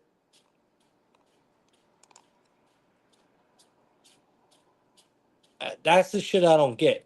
So we're getting Savali over 4.5 Ks at a minus 155.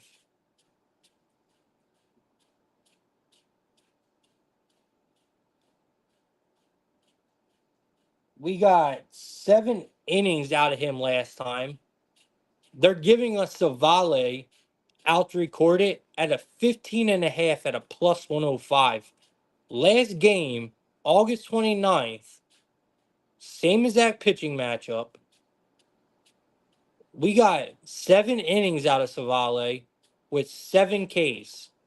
Today, you're going to throw me a 15.5 at plus money with a 4.5 strikeouts?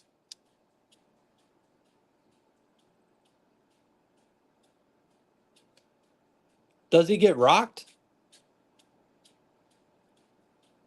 I know he's going to give up a home run or two. I don't know, man. That's crazy to me. That makes absolutely zero sense. And then they got his earned runs at a 2.5 at plus money.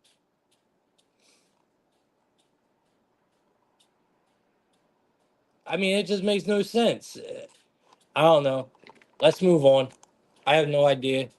We got the Cubs and the Dodgers as our last game. So, this is a pretty good one, man. This is a pretty good one. And here's another one where we got the Dodgers starter to be announced, but I'm pretty sure I know who it is. Even on DraftKings, It doesn't have it. But it should be, honestly, it should be Yamamoto. That's who should be starting today for the Dodgers is Yamamoto against Shota. That's what we should. We should have the Japanese showdown, right? The Battle of Japan. That's what we should have today. The two Japanese free agents. Like that's what we should have. But no, of course they're going to want to switch it up on us. Like I was excited about this game. Um all right, let me see if I can verify it somewhere else. Okay, Switch Analytics got Yamamoto. So we're cooking with something here.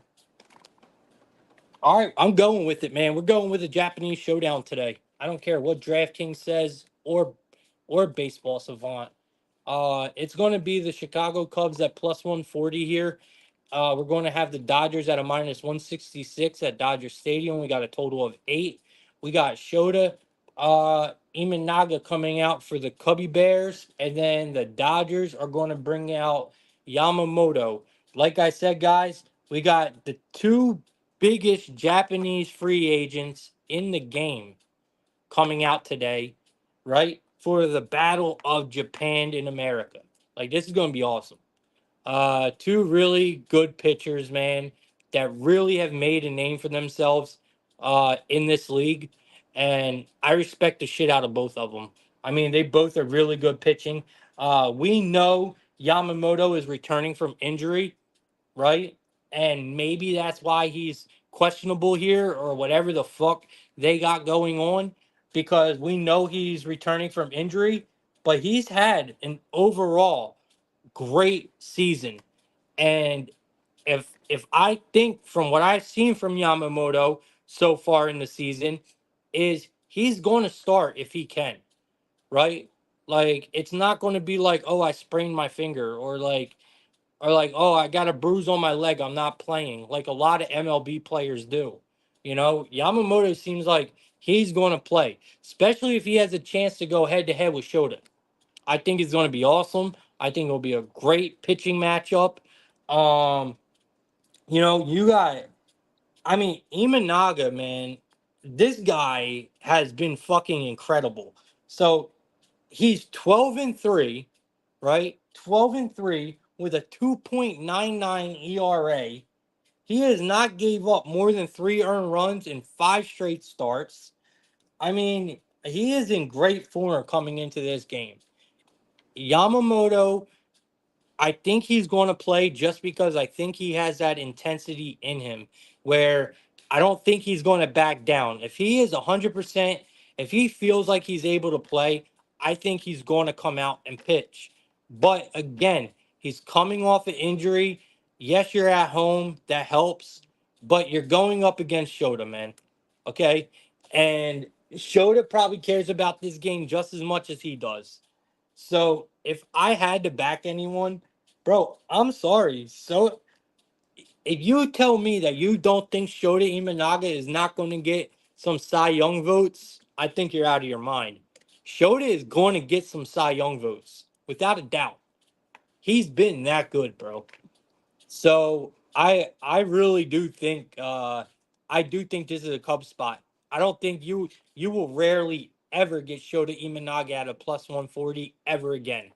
So I like the Cubs here. I think we go with the Cubs early. I think you take the Cubs either first 3 or first 5 because this total and this line is pretty telling, if you ask me. I mean, it's dangerous to take the Cubs full game here. It really is.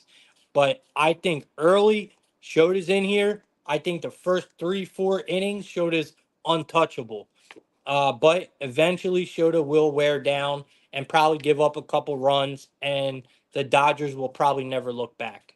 So that's the way I see this game going. But I think we take the Cubs early here.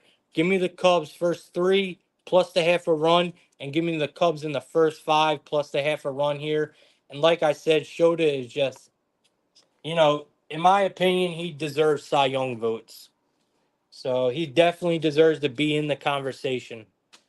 He's been dominant, man. He's been amazing. And if I don't get to see the fucking Battle of Japan tonight because the Dodgers and this damn MLB want to keep switching up pitching, bro, I'm going to lose my shit. Like, I'm really going to lose my shit, bro. This is why I hate the fucking MLB. It pisses me off so bad, bro. So bad. It's worse. It's worse than the NBA, bro. Honestly, when it comes to this shit, it's worse than the NBA. All right. Did I tell you guys we were going to talk about WNBA? All right, my bad. I haven't been looking at the things. Prince Jazz says shit to take the over 7.5 in the beat bet. Is the book's trying to trick us to take the over? I think so. It's very dangerous. That's what I'm saying. It looks like a trick. It does. It looks like a trap. But you know what I like to say? Bring a big fucking net there, Prince Jazz. Um, Dodgers game. Give me both pitchers over 6 Ks. I like it, Prince Jazz. That's a good one. Yep, I like it, man. All right. Let me see what's on the WNBA slate, and I'll tell you guys what I like because we've been hot. We've been hot in the WNBA on here. I've been giving y'all some gems in the WNBA on here. All right, we do got my dream playing today. We do got my dream playing. It looks like we got the Liberty and the Wings. All right, so we only got 2 games, man. Let's fucking talk to it. Let's talk about it. Why not? We already been on here for an hour and a half. Why not? All right. I don't think any games start until late, right? I don't think games start until late anyway. So fuck it, man. Why not? All right. So it looks like we got. All right. Let's talk about the Lynx in the Dream. So we got the Lynx at a minus 225. They're laying 5 points on the road. You're getting my Dream getting 5 points at a plus 185. They're always trying to disrespect my Dream. You get a total of a 156 at a minus 110. Uh, okay, so the Lynx are good. All right, I'm not even going to try to sit here and act like they're not. The Lynx are good, man. They are a really good fucking team. My problem is, bitch, you coming into Gateway Center Arena. All right, so I do give the Dream a bit of a fighting chance here, but it's hard, man. I mean, the Lynx are just so good. And to be fair, the Dreams defense is awful. It is so awful. They're giving up almost 85 points a game. They're averaging about 75. So there lies the problem, right?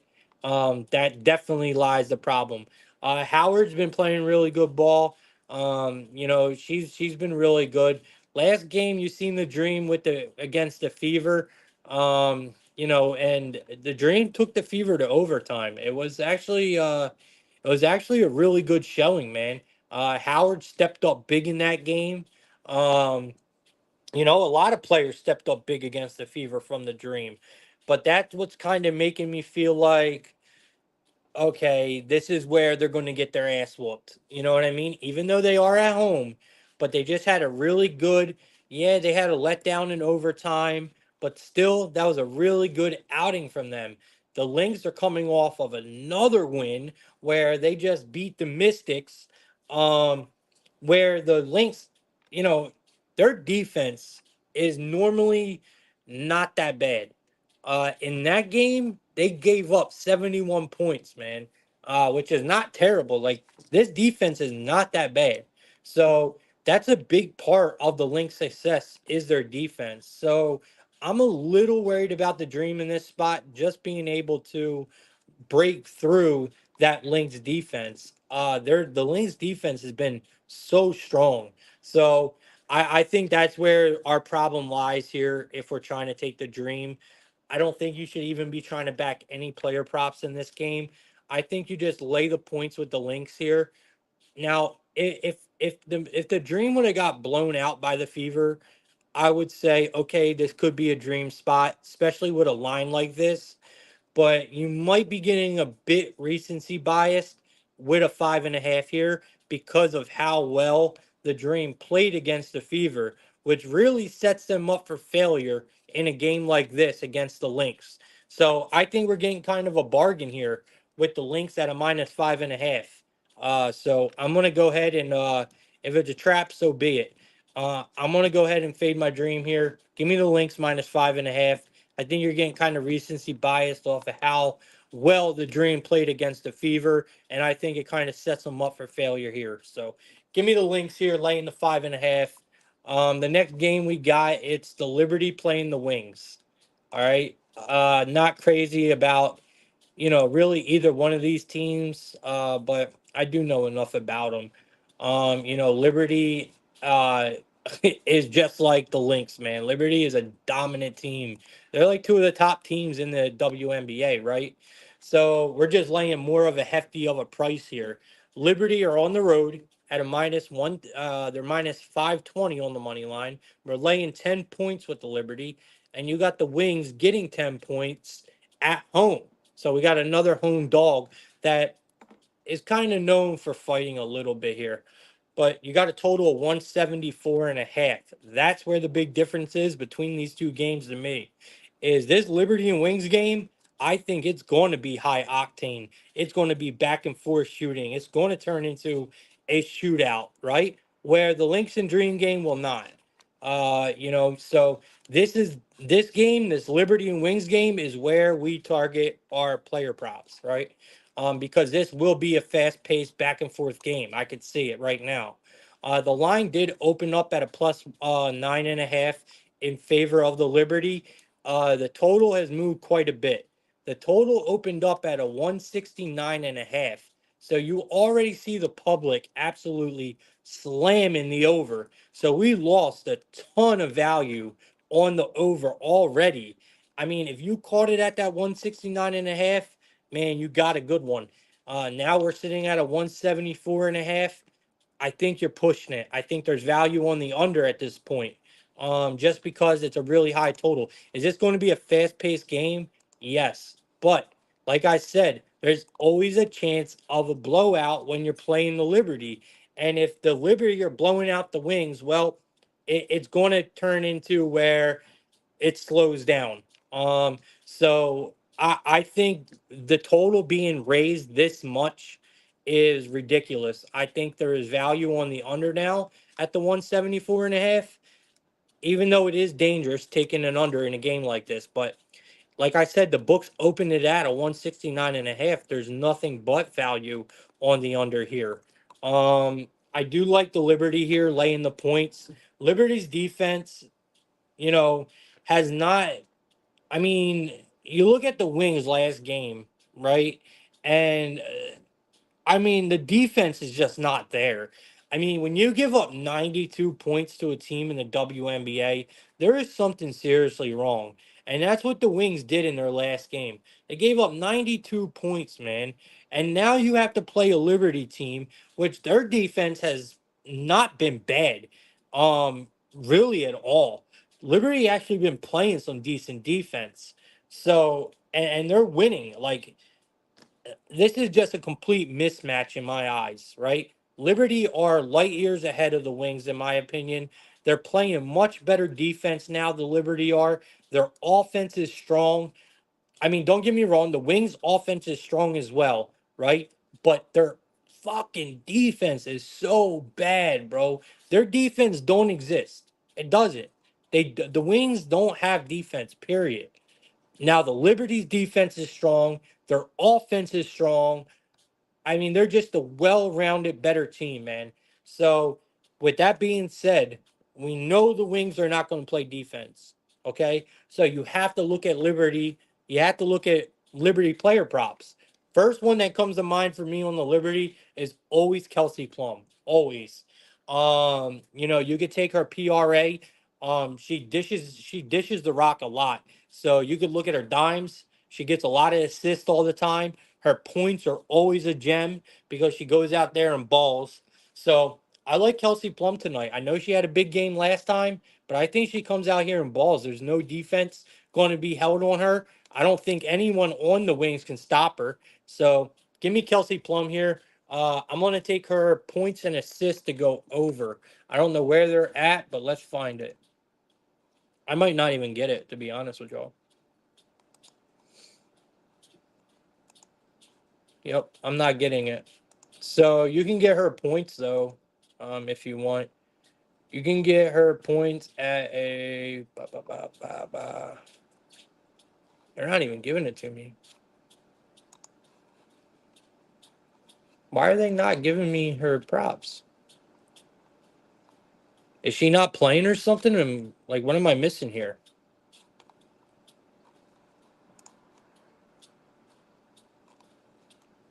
Yeah, they're not giving me no plum props. Maybe she's out or something. I don't know. But that's who I would look at if I was y'all. All right, man. Let's get the best bets and we'll get out of here. All right, let's get the best bets and we'll get out of here. Um, Man, I wrote down a lot of shit during this show today because I like the card, man. I like the card. Should we go with another lotto? Nah, we've been getting too lucky with the lottos lately.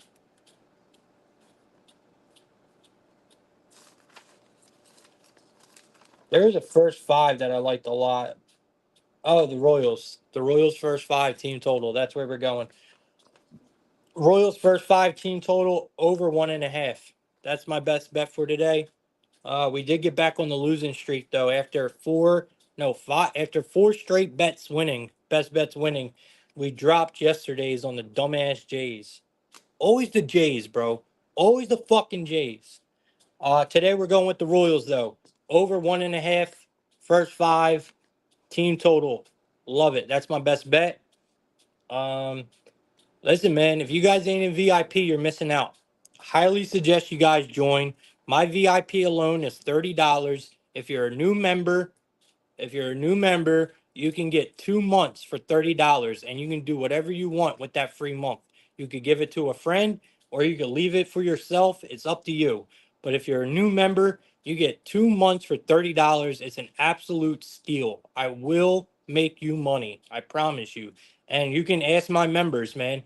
There's quite a few of my VIP members right now that are in my group that have not had to pay in the last month or two because I feel like I haven't been producing well. And if I feel like I'm not making you money, I'm not going to charge you for a service that I'm not making you money in. And that's just how I run my shit. And I've always been like that. So I mean, when it comes to that kind of stuff, if I'm not making you money, man, I will give you your money back or I'll give you free VIP. I mean, I am here to make y'all money, plain and simple. I just like to get paid for my work. That's all. And that's why we charge, right? Because we are worth more than that, honestly.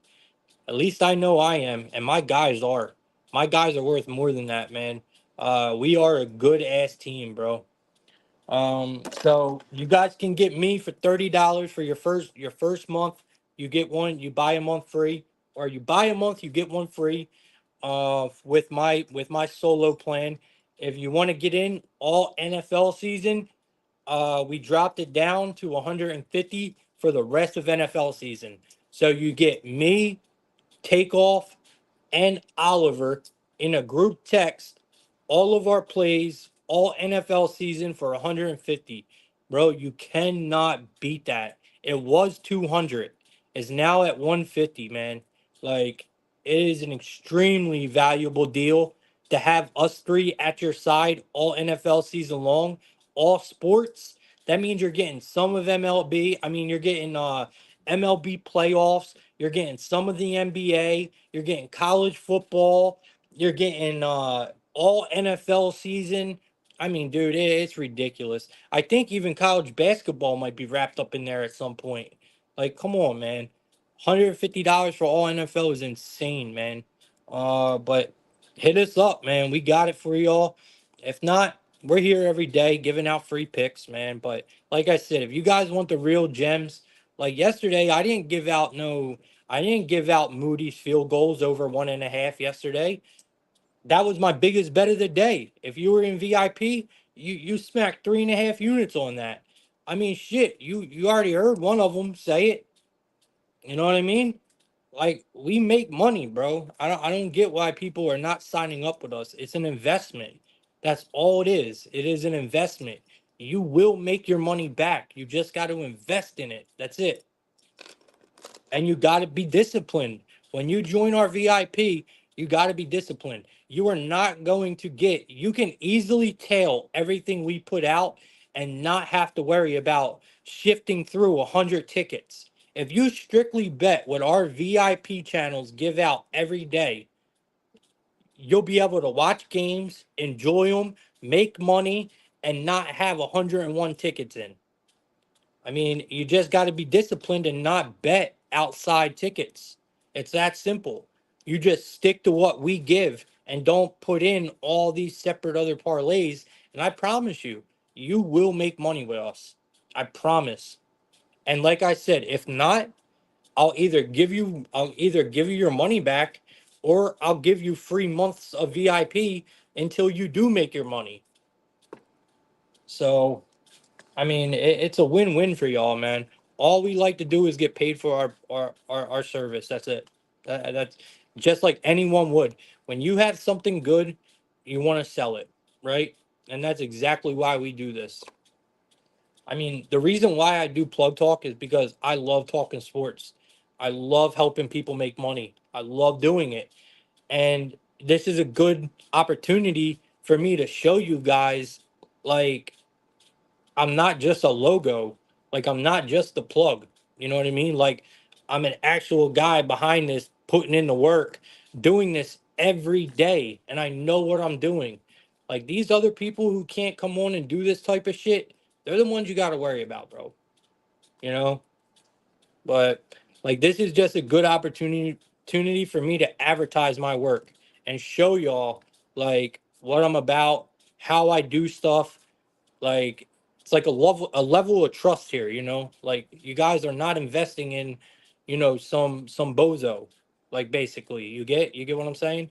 It's a good way to show y'all like who I am. All right. We'll be back again tomorrow. You guys know we're here every day, 7 days a week, no matter what. And we will be again tomorrow. We have a couple days without football, but I think we'll survive. Even though yesterday was awesome, dude, we made a ton of money yesterday. Super stoked, man. Football has been good to us so far, especially college, man. We are doing really, really fucking well in college. Like, I think I'm up over 30 units in college already. I can't tell you how good college football has been to us. We're doing extremely well. So I'm excited for the rest of the year, man. We got a long, long, long season ahead of us. So it's bag season from here on out. We wait all summer long. All summer long, we wait for this time, man. You know, you prepare yourself all summer long for this time of year if you're a handicapper. Like, you got to prepare for this time of year because if not, you get blindsided. Especially if you're doing content like this, and you have a service with 55 people in it. Like, it's a lot. You got to prepare for this shit because it's not easy, but we love it, man. It's why we do this shit. All right, man. I'll see you guys tomorrow, man. I appreciate everyone who came in and watched Plug Talk today, man. Really do appreciate y'all. If anyone wants to ever come on the show as a guest, just you can either email me at the outlet sv 23 at gmail.com and ask me, or you can simply DM me. You can go on the website if anyone's interested in writing sports content. If you're interested in making sports content, meaning video content, or if you want to become a handicapper, you can go on my website and fill out an application. We are hiring content creators right now. Um, I'm looking for a couple people to help me put out content for games and stuff like that on the website. So I'm always looking for content creators. So you can go and put an application in on the website, and I'll set up a meeting with you. What else? I think that's it. I'll see you guys tomorrow, man. Thanks for watching Plug Talk. Let's make tonight a winning one. And yeah, man, if you guys got any questions about anything, I'm always here. Just my DMs are always open, and I have no problem talking with y'all. So just hit me up, man. Closed mouths don't get fed, people. Closed mouths don't get fed.